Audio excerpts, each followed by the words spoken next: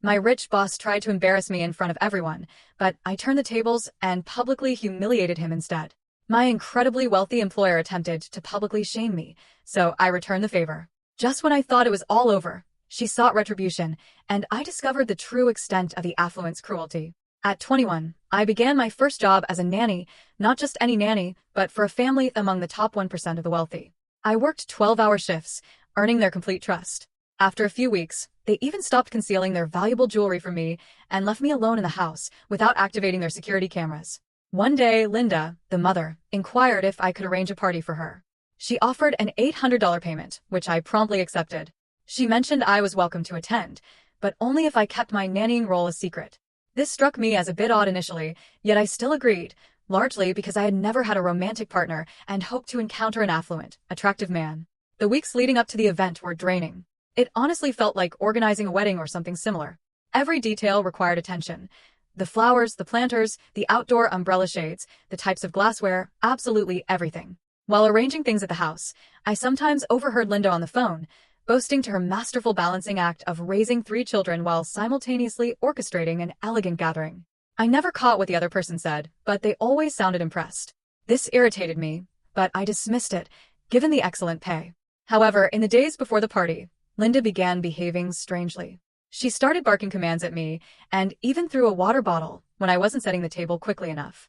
Typically, she was quite patient, kind, and soft-spoken, but now she was acting erratic. One time, the children even came to me in tears, asking why their mother was being so unkind. That's when I realized it wasn't just my imagination. I managed to comfort them and distract them by playing until they were tired. The incident never came up again until the day of the party. I still recall how I felt in my $300 dress, with matching shoes and jewelry. My younger self would be so proud, I reflected. At that moment, life felt perfect. As my car pulled into their driveway, I was awestruck. A crowd of people in suits and elegant gowns filled the space, all conversing and laughing. Inside, chandeliers illuminated tables laden with all sorts of incredible food. I truly felt like royalty. Then Linda approached me. I could still perceive the tension in her gaze, but she smiled and introduced me to her friends. Everything proceeded smoothly until a slight pause in the conversation, and that's when Linda made her move. You know, Lily here had her first baby over 2 years ago and still doesn't know how to change a diaper. Everyone laughed as if it were the funniest joke ever. I didn't want to spoil the mood, so I forced a polite laugh. Then Linda continued, she can't even stop her kids from crying without calling her nanny. And once, when her nanny didn't answer, she had to call me. Remember that, Lily? The group was laughing so heartily that one person nearly dropped their champagne. Linda, I don't know how you do it. 3 years and not even a single nanny? You're an inspiration. Suddenly, the entire group was praising Linda. I fully intended to go along with Linda's plan, but then things escalated. Soon, everyone was doubled over with laughter while Linda called me lazy, useless, a bad mother, and hopeless, all under the guise of a joke. When the attention shifted back to her and how her years of parenting classes had finally paid off, I reclaimed the spotlight. I excused myself to find the children. When I did, I made them cry. Nothing elaborate, I just started making funny faces. As usual, 2 of them laughed. Then the 3rd child began to cry because he felt excluded and didn't understand what was happening. Soon, all of them were crying louder than a baby on an airplane. Hey Linda, I think your kids are crying. Why don't you show us what your parenting classes have taught you and get them to stop? Her eyes widened, and I saw a wave of panic wash over her. Practically half the party was already watching as she went to retrieve them. She picked one up and started swinging him back and forth. This made him scream, and the other 2 followed suit. Within seconds, the entire house was silent, observing Linda's inability to comfort her own children. I simply stood there with a smirk on my face until she finally gave me the signal. Within moments, they were smiling and laughing again. Her friends immediately erupted in exclamations about how naturally gifted I was. Everyone was asking if I could be their nanny, offering 2 and 3 times what Linda was paying me. I was ecstatic. But little did I know Linda wouldn't let me off so easily. And it wasn't long before she revealed exactly what secrets affluent people conceal. The day after the party, the retaliation began. I woke up to 3 missed calls from Linda, followed by a text that simply read, "You're fired. Return the house key today." I wasn't surprised, but what did shock me was walking into my apartment's lobby that afternoon to find a delivery man with a massive arrangement of exotic flowers. The card read, "Loved your style last night. Let's talk opportunities. Madison Montgomery," along with a phone number. Madison had been one of the most elegantly dressed women at the party, adorned in diamonds that probably cost more than my entire college education. While I was contemplating whether to call her, Linda escalated things. By that evening, I discovered she'd already started spreading rumors throughout the wealthy community that I had stolen jewelry from her home. The first hint came when my friend Sophia, who worked as a personal assistant to another family in the same social circle, texted me asking if I was okay. "Everyone's talking about the pendant you supposedly took from Linda's master bedroom," she wrote, which sent my heart racing because I'd never even touched Linda's jewelry. I immediately called Linda, my hands trembling with fury and fear, but she answered with a sickeningly sweet voice, explaining that misunderstandings happen, but she'd already filed a police report as required by her insurance. This wasn't just about getting fired anymore. She was trying to destroy my reputation and possibly get me arrested. In a panic, I called Madison, who answered on the first ring as if she'd been waiting for my call. "I've been expecting to hear from you," she said, her voice calm and composed.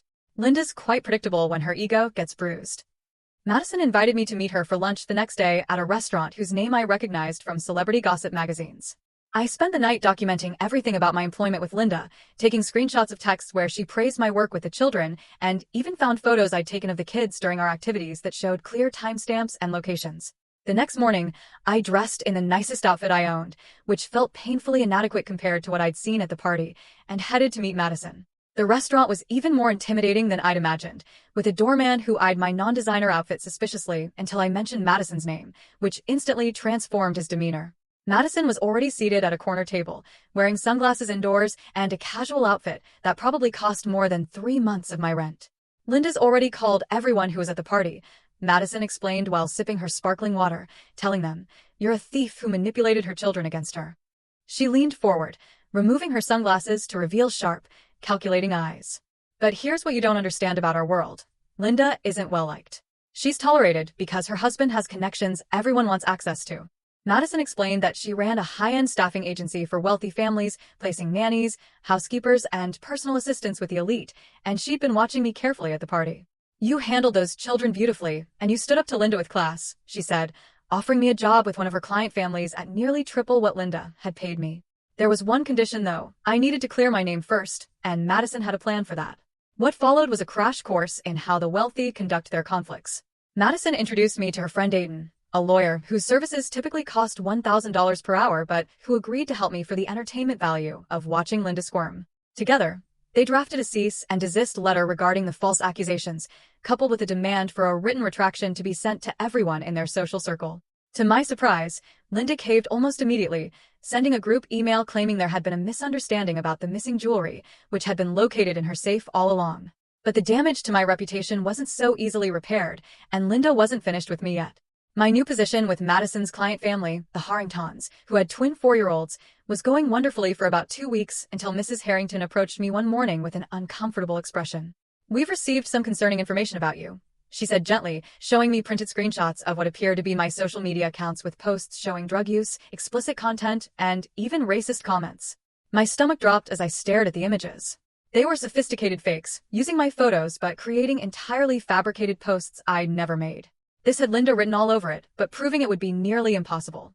Mrs. Harrington, unlike Linda, was kind enough to listen to my explanation and agreed to give me time to address the situation. I immediately called Madison, who sighed deeply when I described what happened. "Classic Linda move," she said, and instructed me to meet her at a small, unmarked office building downtown. There, I was introduced to DT, a former hacker who now ran a legitimate cybersecurity firm catering to the privacy needs of the ultra-wealthy.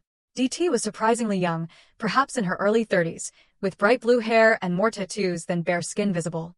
"Rich people problems require rich people solutions," DT quipped as she began working to trace the source of the fake posts and document proof that they were fabricated. Within a day, she had confirmed the posts were created through a VPN but had tracked enough digital breadcrumbs to suggest someone had accessed them from Linda's home network. This wasn't enough proof for legal action, but it was enough for Madison's purposes. The next phase of Madison's plan introduced me to the real power dynamics of wealth. She arranged a lunch with several of the women from the party, including Molly Westfield, who I learned was married to the CEO of the bank that held the mortgage on Linda's husband's investment properties. Over elegant salads and sparkling water, Madison casually brought up the troubling pattern of behavior Linda had been displaying. Molly seemed particularly concerned, mentioning that her husband had been considering some changes to their banking relationships due to character concerns with certain clients.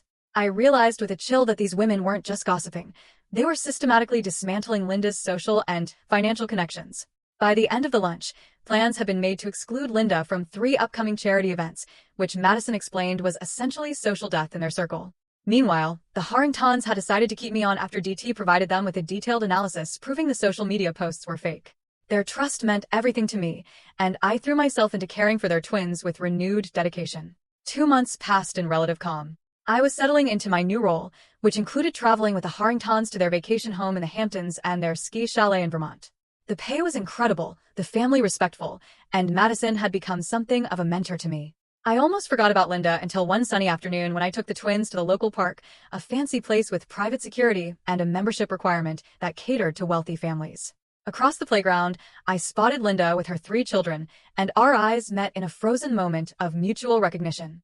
Her expression shifted from shock to fury in an instant, and she immediately gathered her children and stormed toward me. What happened next showed me just how calculated rich people's revenge can be. Instead of making a scene, Linda smiled warmly, greeting me as if we were old friends, then bent down to talk to the Harrington twins. "Hello, darlings," she cooed in a sugary voice. "Did you know your nanny used to take care of my children too? Would you like to hear a secret about her?" Before I could intervene, she whispered something to them that made their little eyes widen. Then she straightened up, gave me a venomous smile, and walked away with her children. That evening, Mrs. Harrington called me into her study, her expression troubled. "The twins told me something concerning today," she began, and my heart sank as she repeated what Linda had told them, that I had been fired from her home for touching things that didn't belong to me and that I made her children cry on purpose.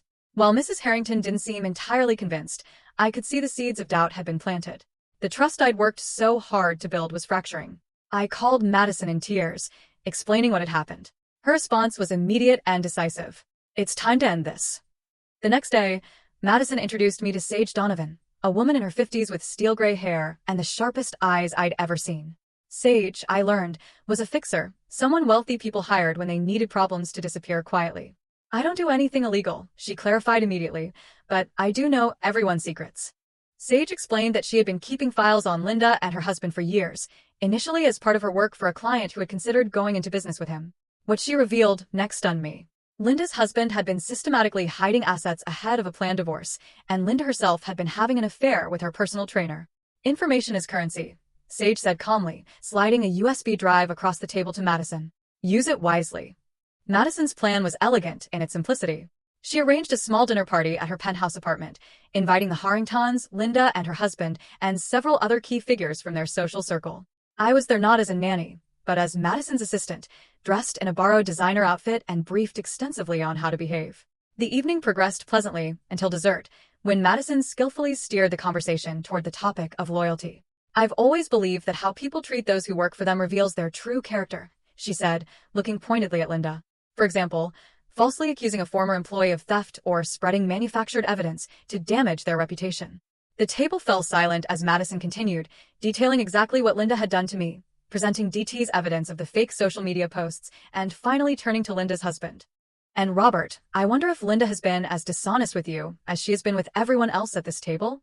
What followed was like watching a perfectly orchestrated demolition. Madison revealed just enough about the affair and the financial deceptions to send both Linda and her husband into a panic, each suddenly more concerned with protecting themselves than attacking me. The Harringtons watched the unfolding drama with wide eyes, Mrs. Harrington occasionally glancing at me with new understanding. By the end of the evening, Linda and her husband left separately, Linda in tears and Robert in cold fury. The following week was a whirlwind. Robert filed for divorce, triggering the very asset investigations Linda had been trying to avoid. The personal trainer's wife went public with the affair, causing a scandal that dominated the local gossip. Madison, true to her word, had ended it. Linda was too consumed with saving her marriage, reputation, and financial security to continue her vendetta against me. The Harringtons, now fully understanding what had happened, apologized for doubting me and even gave me a substantial bonus as a gesture of good faith. Just when I thought things had finally calmed down, I received a text from an unknown number. "You have no idea who you're messing with. This isn't over." The message was followed by a photo of me entering my apartment building, clearly taken that same day. Shaken, I showed Madison, who immediately arranged for a security expert named Nova to assess my apartment. Nova discovered 2 hidden cameras in my home, one in the living room and one in the hallway. "Professional installation," Nova muttered as she removed them. "Someone paid good money for this." The invasion of privacy left me terrified, unable to sleep, and jumping at shadows. Madison insisted I temporarily move into her guest apartment while Nova's team swept for additional surveillance and secured my home. During this time, Madison revealed more about her background. She had once been in a position similar to mine, working for a wealthy family who had tried to destroy her when she refused the husband's advances. Rich people think their money makes them untouchable, she explained, until they meet someone richer or smarter. A week later, things escalated dramatically. I was helping the Harrington twins with an art project when Mrs. Harrington rushed in, her face pale. "There's a police officer here," she whispered, looking stunned. "He says they're investigating you for stalking and threatening Linda's family." The officer was professional but firm, explaining that Linda had filed a restraining order against me based on a series of threatening emails and multiple instances of me allegedly being spotted near their home. The evidence included emails that appeared to come from my account and blurry security footage of someone approximately my height and build. Once again, I was being framed, but this time with potential legal consequences. The Harringtons stood by me, providing an alibi for several of the alleged stalking incidents when I had been working in their home. Madison immediately activated her network, calling Aiden the lawyer and Nova the security expert to build my defense. DT dug into the emails, quickly determining they had been sent through a sophisticated spoofing technique that made them appear to come from my account. What none of us expected was for the situation to suddenly pivot when Robert, Linda's husband, contacted Madison directly. "Linda's gone too far," he said during a private meeting I was allowed to attend. "She's not just targeting you anymore. She's having me followed, threatening to expose financial matters to the IRS, and I believe she's the one who planted those cameras in your apartment." His concern wasn't for me, of course, but for himself. Linda had become a liability he needed to neutralize. Robert provided evidence that Linda had hired a private investigator who specialized in surveillance and digital framing. This evidence, combined with what DT had uncovered, was enough to get the restraining order dismissed and open the possibility of filing charges against Linda for filing a false police report. But the nightmare still wasn't over. Coming home from work one evening, I found my apartment door slightly ajar. Heart pounding, I called Nova instead of entering. She arrived with security personnel who cleared the apartment before allowing me inside. The place had been thoroughly ransacked, furniture slashed, walls damaged, and most disturbingly, threatening messages written in what looked like red paint across my bedroom wall. The police were skeptical when I suggested Linda was responsible, pointing out that wealthy women like her typically don't commit burglary and vandalism themselves. What they didn't understand was how obsession can drive even the privileged to desperate acts. Security footage from the building was conveniently corrupted during the time frame of the break-in, but a neighbor reported seeing a woman in a headscarf and large sunglasses hurrying away around the estimated time of the incident. The description could have matched Linda, but it was too vague for identification. Madison had reached her limit. "This ends now," she declared, setting in motion what she called her nuclear option. She explained that within their social circle existed an informal but powerful council of influencers, old money families who dictated who was accepted and who was ostracized. Madison had avoided involving them until now, considering it too extreme. But Linda's escalating behavior had crossed every line. 3 days later, I was invited to attend a charity gala as Madison's guest. The event was being held at the home of the Blackwells, an elderly couple whose family had apparently owned half of Manhattan at some point in history. The opulence made Linda's home look middle-class by comparison. Linda and Robert were also in attendance, though notably arriving separately. Throughout the evening, I noticed Linda being systematically isolated, conversations stopping when she approached, people excusing themselves when she joined groups. Madison explained that word had been quietly spread about Linda's behavior, not as gossip, but as a safety concern. "The one thing this circle won't tolerate is unpredictability," Madison whispered. "They can forgive greed, affairs, even occasional criminality if it's discreet, but erratic, escalating behavior that might bring attention or scandal, that's unforgivable." The climax came when Mrs. Blackwell, a tiny woman in her 70s with more authority than anyone I'd ever met, publicly addressed the situation during her speech. Without naming names, she spoke about standards of conduct and how those who cannot maintain basic decency find themselves unwelcome in civilized society. Her gaze fixed directly on Linda during these remarks, creating a moment so uncomfortable that several guests physically stepped away from Linda as if her fall from grace might be contagious. By the end of the evening, Linda was completely shunned. I almost felt sorry for her until I remembered the cameras in my apartment, the ransacking, the false police report. Linda's expression as she left the gala alone was one I'll never forget, a mixture of fury, humiliation, and the dawning realization that she had lost everything that mattered to her socially. I thought this would be the end, that Linda would retreat to lick her wounds and focus on her divorce proceedings. I was wrong. 3 days after the gala, I received a call from Madison at an unusually early hour. "Check your email," she said, her voice tense. In my inbox was a message from an anonymous sender containing a video file. When I played it, I felt physically ill. It was a carefully edited montage that appeared to show me abusing the Harrington twins, yelling at them, roughly handling them, and neglecting them while they cried. The footage had been created using sophisticated deepfake technology, combining actual video from the Harringtons' home security system with manipulated images and audio. Attached was a simple message: "This goes to the police and the Harringtons in 24 hours unless you publicly confess to fabricating all allegations against Linda." I forwarded everything to Madison, DT, and Aiden, my hands shaking so badly I could barely use my phone. Within an hour, they had assembled at Madison's apartment. DT confirmed it was deepfake technology, but of such high quality that proving it would require time and specialized expertise. "This isn't amateur work," she explained grimly. "Someone paid top dollar for this." The 24-hour deadline made everything more complicated. Aiden advised that we should alert the Harringtons immediately before they could be blindsided. When shown the video, Mrs. Harrington broke down in tears, not because she believed it, but because she was horrified at how realistic it looked. "Our own security footage," Mr. Harrington kept saying, trying to understand how their supposedly secure system had been compromised. What happened next revealed the final secret of the wealthy that I hadn't yet learned. When truly backed into a corner, they don't necessarily fight fair. Madison made a call to someone she referred to only as an old friend, speaking in vague terms about needing the kind of help we discussed after the Marseille situation. 2 hours later, a man named Drax arrived at Madison's apartment. With his immaculate suit and refined accent, he looked like he belonged in their world. But there was something different about him, a hardness in his eyes that suggested experience beyond luxury and privilege. Drax examined all the evidence we had gathered about Linda's escalating harassment campaign, paying special attention to the deepfake video. He asked detailed questions about Linda's routines, her current living situation now that she and Robert were separated, and who might have access to her accounts and devices. Then he left with a simple, "I'll handle this." I never learned exactly what Drax did, but the results were immediate and devastating for Linda. By that evening, the anonymous email account sent a new message: "I withdraw my threat and all future actions against you. This matter is concluded." The next day, Linda abruptly sold her house, withdrew her children from their exclusive private school, and, according to Madison sources, moved to a small town in Oregon where she had family. Robert, now proceeding with the divorce uncontested, told acquaintances that Linda had experienced a health crisis requiring a complete lifestyle change. The wealthy community accepted this explanation without question, the scandal quickly replaced by newer, fresher gossip. No charges were ever filed against Linda. No public accusations made. She simply vanished from the social landscape as completely as if she'd never existed. In the aftermath, I continued working for the Harringtons, who had stood by me throughout the ordeal.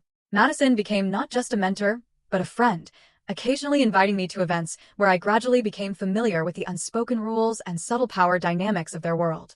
I never saw Linda again, though occasionally I would receive a notification that someone from Oregon had viewed my social media profiles. As for what secrets the rich are hiding, they're often the same ones everyone else has: infidelity, insecurity, financial troubles, family dysfunction, just with more zeros attached to the price tags and more resources to keep them buried. But the biggest secret I learned is that their greatest fear isn't losing their money.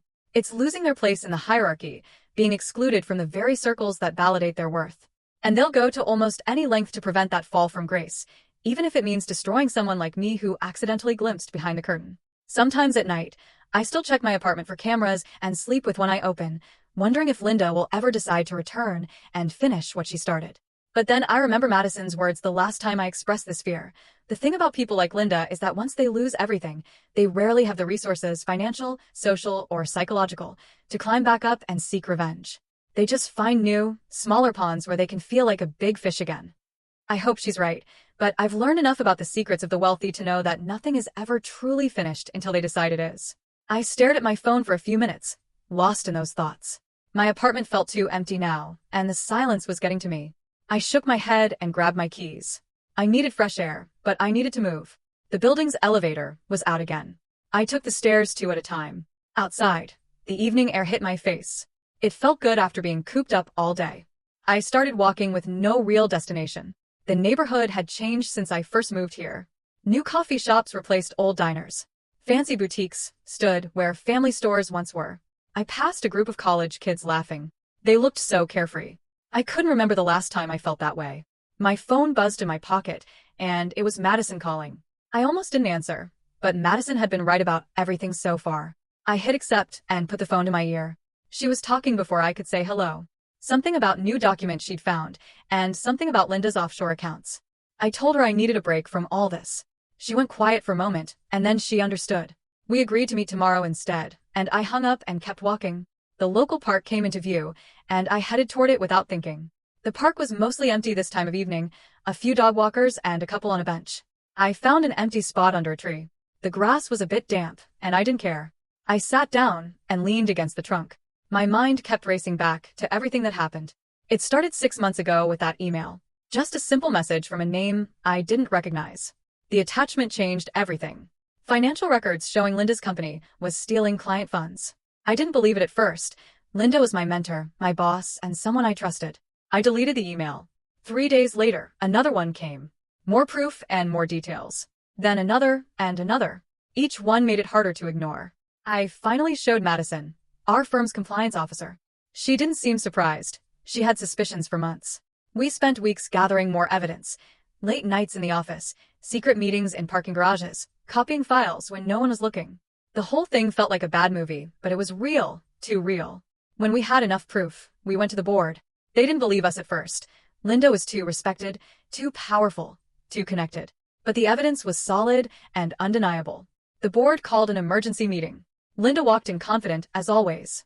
She left broken. The company announced her resignation the next day. The SEC investigation started a week later, and her assets were frozen.